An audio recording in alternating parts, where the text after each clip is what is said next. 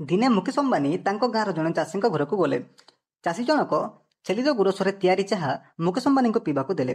ମୁକେଶ ଅମ୍ବାନୀ ବହୁତ ଆନନ୍ଦ ହୋଇ କହିଲେ, ତୁ ତୋର ସବୁତକ ଛେଳି ମୋତେ ବିକିଦେ ଏବଂ ତାକୁ ଦୁଇଟି ଅପସନ୍ ଦେଲେ। ପ୍ରଥମରେ 5 କୋଟି ଟଙ୍କାର କେସ୍, ଦ୍ୱିତୀୟରେ ଆଜି ମିଳିବ ଟଙ୍କାଟିଏ, କାଲି ମିଳିବ 2 ଟଙ୍କା, ମାନେ ଡେଲି ପଇସା 2 ଗୁଣା ହେଇକି ମିଳିବ 30 ଦିନ ପର୍ଯ୍ୟନ୍ତ।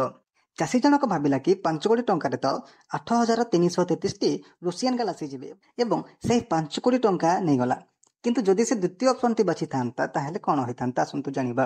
ଯଦି ସେ ଦ୍ୱିତୀୟ ଅପସନ୍ଟି ବାଛିଥାନ୍ତା ଯେଉଁଠାରେ କି ଡେଲି ପଇସା 2 ଗୁଣା ହେଇକି 30 ଦିନ ପର୍ଯ୍ୟନ୍ତ ମିଳିଥାନ୍ତା, ତ ତାରି ପାଖରେ 10 ଦିନରେ ହୋଇଯାଇଥାନ୍ତା 512 ଟଙ୍କା, ଯାହାକୁ ଦେଖିକି ସେ ଅତ୍ୟନ୍ତ ଦୁଃଖିତ ହୋଇଯାଇଥାନ୍ତା।